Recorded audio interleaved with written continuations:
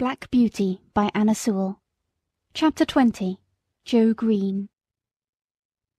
Joe Green went on very well. He learned quickly, and was so attentive and careful that John began to trust him in many things. But, as I have said, he was small of his age, and it was seldom that he was allowed to exercise either Ginger or me. But it so happened one morning that John was out with Justice in the luggage cart, and the master wanted a note to be taken immediately to a gentleman's house about 3 miles distant, and sent his orders for Joe to saddle me and take it, adding the caution that he was to ride steadily. The note was delivered, and we were quietly returning when we came to the brick field. Here we saw a cart heavily laden with bricks. The wheels had stuck fast in the stiff mud of some deep ruts, and the carter was shouting and flogging the 2 horses unmercifully. Joe pulled up. It was a sad sight. There were the 2 horses straining and struggling with all their might to drag the cart out, but they could not move it. The sweat streamed from their legs and flanks, their sides heaved, and every muscle was strained, while the man, fiercely pulling at the head of the 4-horse, swore and lashed most brutally. "Hold hard," said Joe. "Don't go on flogging the horses like that. The wheels are so stuck that they cannot move the cart." The man took no heed, but went on lashing. "Stop! Pray stop!" said Joe. "I'll help you to lighten the cart. They can't move it now." "Mind your own business, you impudent young rascal, and I'll mind mine." The man was in a towering passion, and the worse for drink, and laid on the whip again. Joe turned my head, and the next moment we were going at a round gallop towards the house of the master brickmaker.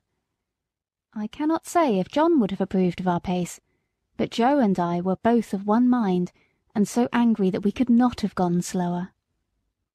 The house stood close by the roadside. Joe knocked at the door and shouted, "Halloo! Is Mr. Clay at home?" The door was open, and Mr. Clay himself came out. "Halloo, young man, you seem in a hurry. Any orders from the squire this morning?" "No, Mr. Clay, but there's a fellow in your brickyard flogging 2 horses to death. I told him to stop and he wouldn't. I said I'd help him to lighten the cart and he wouldn't. So I have come to tell you. Pray, sir, go." Joe's voice shook with excitement. "Thank you, my lad," said the man, running in for his hat, then pausing for a moment. "Will you give evidence of what you saw if I should bring the fellow up before a magistrate?" "That I will," said Joe, "and glad too." The man was gone, and we were on our way home at a smart trot. "Why, what's the matter with you, Joe? You look angry all over," said John, as the boy flung himself from the saddle. "I am angry all over, I can tell you," said the boy, and then in hurried, excited words he told all that had happened. Joe was usually such a quiet, gentle little fellow that it was wonderful to see him so roused. "Right, Joe, you did right, my boy, whether the fellow gets a summons or not. Many folks would have ridden by and said it was not their business to interfere. Now I say that with cruelty and oppression it is everybody's business to interfere when they see it. You did right, my boy." Joe was quite calm by this time, and proud that John approved of him, and cleaned out my feet and rubbed me down with a firmer hand than usual. They were just going home to dinner when the footman came down to the stable to say that Joe was wanted directly in master's private room.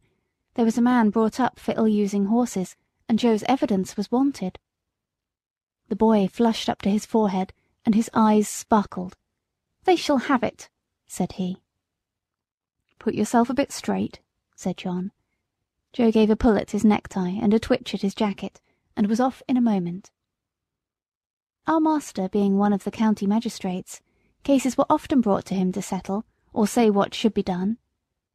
In the stable we heard no more for some time, as it was the men's dinner hour, but when Joe came next into the stable, I saw he was in high spirits. He gave me a good-natured slap, and said, "We won't see such things done, will we, old fellow?" We heard afterward that he had given his evidence so clearly, and the horses were in such an exhausted state, bearing marks of such brutal usage, that the carter was committed to take his trial, and might possibly be sentenced to 2 or 3 months in prison. It was wonderful what a change had come over Joe.